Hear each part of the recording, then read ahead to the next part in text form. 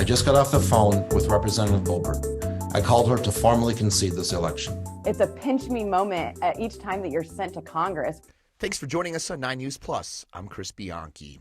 Congresswoman Lauren Boebert squeaked by her Democratic opponent Adam Frisch by 550 votes pending a recount in Colorado's 3rd Congressional District, a normally very Republican-leaning district, but Frisch's close, near upset of Boebert caught many by surprise. So for a bit more context on how this race became so close and what it might portend for Boebert's future as well as for Colorado politics, I spoke with 9 News anchor Kyle Clark. So we're now joined by Kyle Clark to discuss the 3rd Congressional District race, which was obviously a lot closer than anticipated with Lauren Boebert winning by 550 votes based, still pending a recount. But before we kind of get into the dynamics of the race, Kyle, which is the reason we wanted to bring you in, 550 votes goes to a mandatory recount. Is there any chance this thing gets overturned? I don't think that there's any chance that it gets overturned. Just if you look at past recall history in Colorado, we have a pretty good system for tallying votes, and not many votes change in a recount. A recount is done by machine. Why do you do it with machines rather than humans? Because machines are more accurate than humans. You can always go back and do hand tallies of smaller groups of votes. They do that with the audits every year, but it'll be counted again by the machines. I wouldn't be surprised if there's some votes here and there. They have to go through and discern intent. You know, if somebody accidentally kind of marks and crosses out or whatever, and there's a question about it, the election judges will look at that. But the idea that that many votes would swing, Lauren Boebert doesn't think it's going to happen. Adam Frisch doesn't think it's going to happen. I don't think it's going to happen. I should be the last person you should believe about this stuff, but I don't know of a credible person who believes it would shift. I mean, Adam Frisch himself, he conceded the race, saying don't spend your money on funding a recount. To the race itself, obviously a lot closer than I think was anticipated. What were the dynamics behind a race that a lot of people thought that Boebert would win by 10 plus points, coming within a half point? I think there were a number of different factors at play there, because what you see in the Boebert district in CD3 is not what happened in every district around the country. It wasn't just simply like apply this rule everywhere and then here's how it applied in CD3. No, there's something special going on there. And I think one thing that I underestimated, I don't want to speak for other journalists, it'd be great if other journalists would talk about what they saw and didn't see, but not a lot of folks appear interested in that. One thing that I didn't see was the level of discontent with her. And I think the reason why I failed to see it was because it didn't show up in the Republican primary. She had a very credible Republican challenger in State Senator Don Coram, who's a moderate Republican. He was kind of there to be able to collect any anti-Boebert sentiment that was existing in either the Republican voting base or in the unaffiliated voting base that was interested in voting in the primary. And he got smoked. He got rolled. And so I looked at that and I just said, all right, Republicans are okay with what she's doing. What ended up happening is, I think across Colorado, Republican turnout was lower than Republicans expected. So those Republicans weren't necessarily there for her. I think that unaffiliateds broke towards Frisch. Democrats turned out for Frisch. Now, this is not my reporting, but other journalists have looked at this, and I believe that what they've said is that if Frisch had performed in Pueblo the way Polis performed in Pueblo, he would have won. Now, that's tough. Polis is an incumbent. He's got a lot of advantages. He won his race by nearly 20 points. But Frisch underperformed some other Democrats in Pueblo, and it would have been enough to put him over the top. But clearly, there's a lot more dissatisfaction with Lauren Boebert in that district than we thought. Let me preempt the next question. Does this mean she's in trouble in 2 years? I don't think so. Why? I don't think, but I didn't think that she was going to be in trouble this time. So again, like, why are we listening to what I have to say about this, other than just simply, I can tell you what I look at and what it tells me. She got caught napping, okay? She got caught napping in the way that Scott Tipton got caught napping when she took him out in a GOP primary. Only Tipton lost, and she's going to narrowly win. Is she going to change her approach? Is a tiger going to become a vegetarian? No, it only knows one thing. She's not going to change her approach. Like that is who Lauren Boebert is. She said to us plainly when she got into the race for Congress originally that she wasn't so much interested in going there to legislate. She wanted to go there to fight with people, become famous, that kind of thing. And she's delivered on that promise. That's what she's done. So the idea that somehow this would humble her or change her approach or whatever else, I don't think so. I think she's got one gear and she's going to keep doing her one gear. That said, Why do I think that she's not going to be in trouble 2 years from now? Is because Republicans will know they're going to have to invest in that district to keep her out of a jam like this last time. And I also think there's going to be a lot of Democratic infighting over whether the best approach is to run a centrist like Frisch or to run a progressive. And if you listen to the centrists, they'll say, run a centrist again, run Frisch again. And you'll hear progressives say, no, we can keep the coalition that we built, the anti-Boebert coalition, and energize some progressives by running somebody who is more on the progressive side, like your Sol Sandoval, who's an organizer in the Pueblo area. So I think Democrats are almost going to be more divided there 2 years from now, at least for the start of things, and she's going to be a lot better prepared to spend the copious amounts of money that she can raise because of the fact that so often she's all around the country, whether she's at Mar-a-Lago with Trump or she's doing end times events, the Christian nationalist events, that kind of thing. She has the ability to reach a lot of different audiences and raise a lot of money, bring it home, and spend it. So that said, somebody play this tape back 2 years from now when Lauren Boebert loses. Okay, anything can happen. But if you're asking me, do I think she's going to be in trouble 2 years from now? No, I think it'll be tougher to beat her 2 years from now than now. Can I flip they that, came that though? close. Yeah. I would. What if the Democrats also invest more in this race? I think they mostly stayed out, sure. didn't they? They could, but the situation for Democrats in the next couple of cycles is they're going to have a lot of places where they're going to have to spend money, and and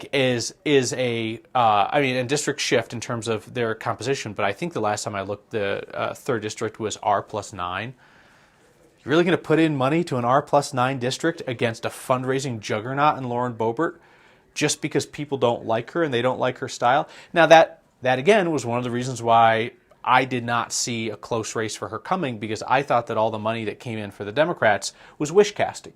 And you see that. I mean, the Democrats, God bless, are fantastic at throwing enormous sums of money at people who are very unlikely to win.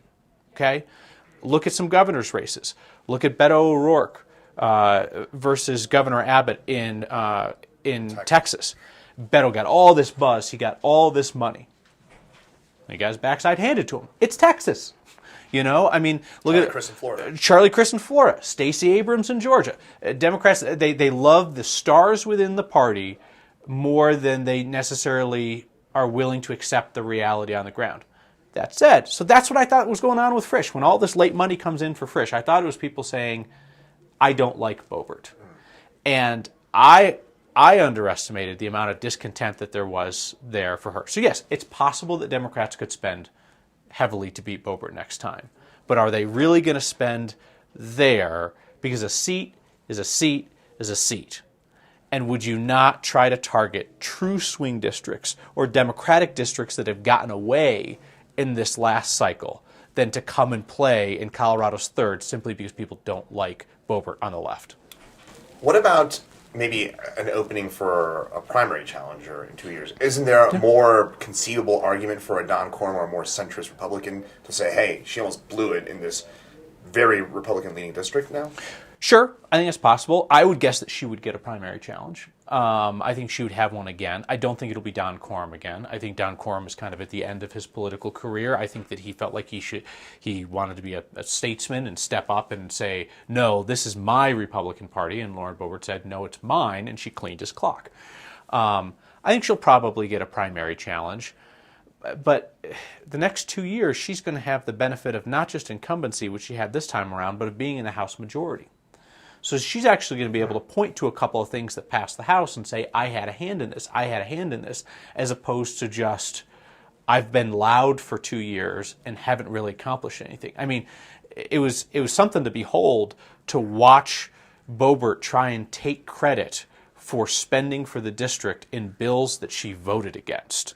But that was the reality, being in the minority and also being in an even smaller minority of Republicans who just voted against a ton of stuff. There were only about 24 Republicans who would just vote against everything in the House. And Boebert was reliably in that group. But then you would have her come home and say, I helped secure this funding because she said, put this funding in a bill. The funding goes in the bill, she votes no, it passes, and then she takes credit for it. Like, it's convoluted. She wasn't the only one who did that.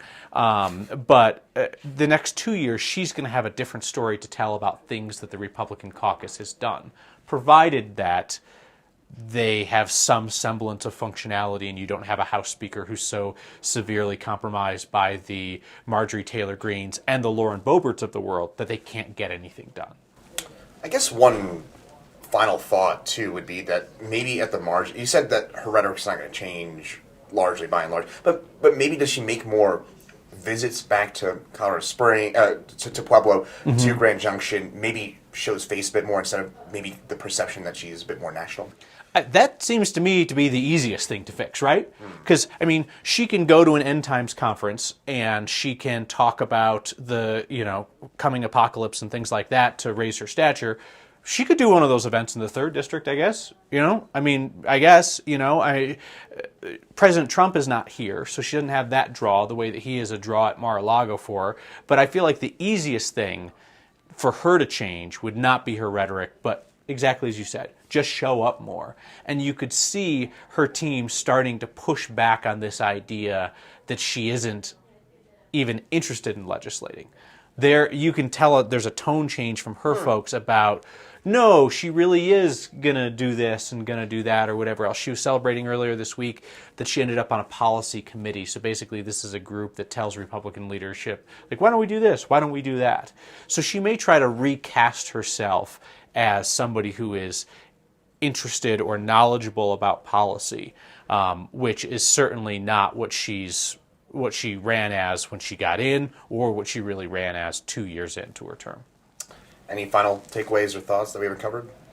I mean, listen, there were a bunch of us who did not see that as a close race, and I would love to hear from other people who didn't think it was going to be a close race about what their post-analysis says. Because at the end of the day, like, I'm just one guy looking at what I was looking at, and I think I'll be maybe less skeptical of late polling than I used to be, because a lot of late polling is garbage. It's just stuff that's thrown out to motivate voters and things like that. And there's some late polling that showed Frisch close. So maybe I'll be less skeptical of that and less skeptical of where Democrats are putting their money late, because I did write some of that off as wish casting.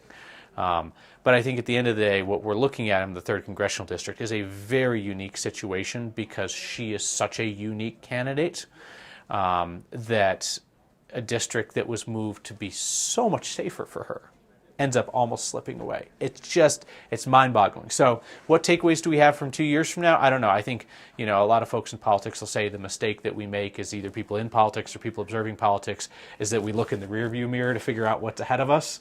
So at some point, we got to stop doing the rearview thing, and we've got to look ahead and say, what are people in the district saying about her? How are things going?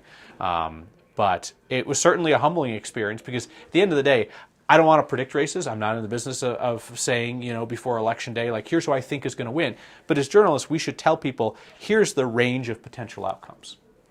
We do that in every race. It's the same way that we told you that the governor's race showed no signs of being competitive. There's a 20-point blowout. We said the Senate race is likely to be closer, but it's still a tough hill to climb for Republicans. If I would have guessed, which I didn't publicly before that race, I would have thought Michael Bennet was going to win by 5 points. Michael Bennet told us publicly afterwards he thought he was going to win by 8. He won by 13. So was that a surprise to me? Yeah. Not an enormous one, but it was. Was it a surprise to Michael Bennet? Yep, surprise to him too. So even with all the information possible in the world, surprises happen, because voters have their say in the end. And in the end of the 3rd Congressional District, a lot of voters told Lauren Boebert that they're not interested in her shtick. But that said, 500-some voters liked it more than disliked it, so she's going to do it for 2 more years. Final thing, do I get the Marshall Zellinger treatment, and maybe we go down to the Pueblo West malls, get some suits? Oh, yeah. 2 years. This is when Marshall was talking about how on election night, Jared Polis, Democrat, was leading in the governor's race in Douglas County, which was Republican Heidi Ganahl's home county, the reddest county in the metro area. And I said, there's no way that that's going to hold. If that result holds and Polis wins Douglas County, I'll drive you down to the outlet mall and we'll buy you a new suit. And as it turned out, by the end of election night, Polis was still leading by not a lot, and the margin just kind of flipped. And at the end of the day, Heidi Ganahl won Douglas County, by the slimmest of margins, which I think, yes, Douglas County is changing. There are more Democrats there than there used to be.